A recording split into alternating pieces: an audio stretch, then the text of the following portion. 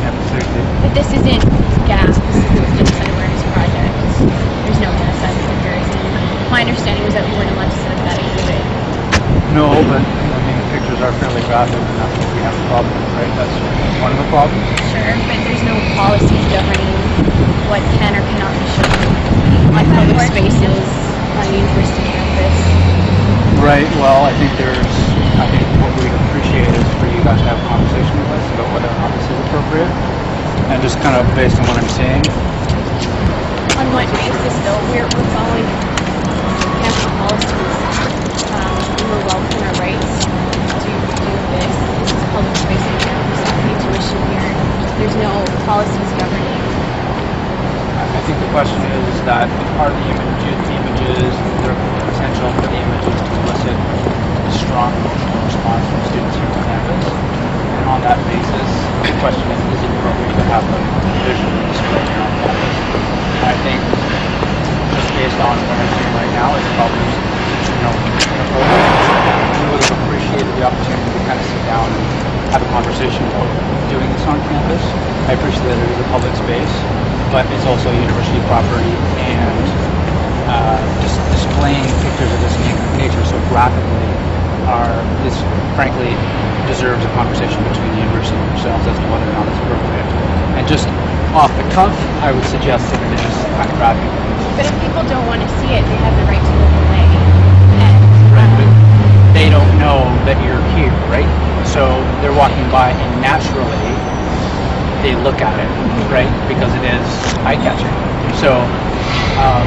But we've seen other signs on campus, like there's been a Holocaust awareness with the atrium, with graphic images of people, being killed, with the Jews being killed, and people walk by. There's been warning signs for that, and we're not even in a building, we're outside. I haven't seen that image, so I don't know. I can tell you that this one kind of leaps out at me. So, I don't think that it's fair, though, to say what can or cannot be shown in public on the basis of arbitrary appropriateness.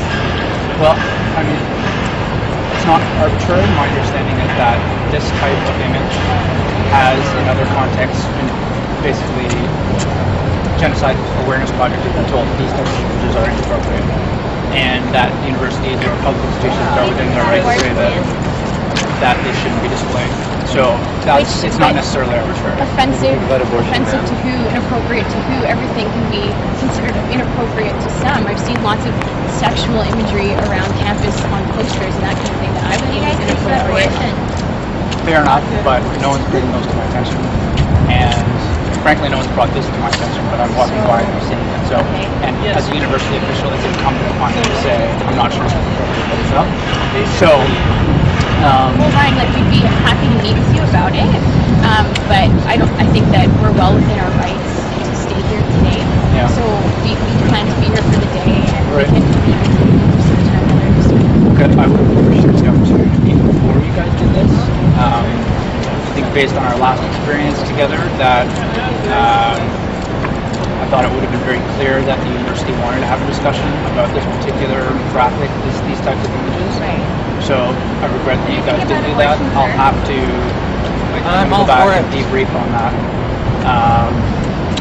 I'm not sure what kind of conversation we could have had, because based on what happened with GAP, we still maintain that the idea of offensiveness is arbitrary and subjective. And so I guess what I'm saying is we should, as the university, private property, we should have the opportunity to tell you guys, see your images, and make a decision as to whether or not it belongs on private property, and whether or not it is displayed in whether you're displaying it right now. We haven't given us that opportunity. I guess I'm just curious, does everyone have to show the administration or, even CUSA, what posters you want to put up? To my understanding, that is not the case, that not every club has to show the administration everything that they're going to be displaying. Yeah, the difference is they're not displaying what you're displaying. But they could be displaying other things that would be considered offensive. And if it's brought to our attention, we'll address it, right? So if there's another group that has imaging that's similar to this, then we'll address it. But it needs to be brought to our attention. You guys have brought to our attention. We've asked you guys in the past to have a conversation with this, and haven't. So well, in my that's a problem. opinion, Ryan, that's content-based discrimination. You won't allow us to show certain things because certain people might be offended. And my understanding is this is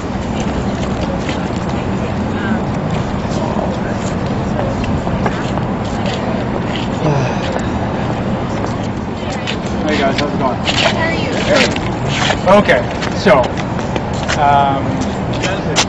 talked internally, obviously, and what we asked for you guys to do on the basis of these images being comparable to the genocide awareness images, and on that basis, on the original basis that we informed you guys that we couldn't have them in public space, and because this is private property, the university's property, because the visuals are comparable, we'd like you guys to take them down and move into a space that's less open to the public. We'd have to take a little bit of time to figure out where that would be. Are you guys willing to do that? Well, if that's the position that that was taken with the Genocide Awareness Project, is that these images are considered to be offensive and disturbing to some, then in the same way, we respectfully decline in that we take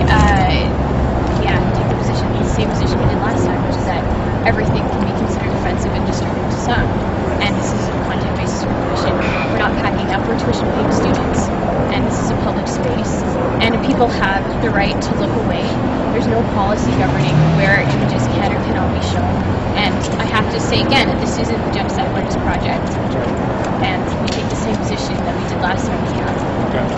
So the university's position is that they are comparable and that they are they're just not appropriate for kind of this, this viewing space. By whose and what policy? This is the university based on an analysis of various considerations is that it's just not appropriate to have out here. On what policy?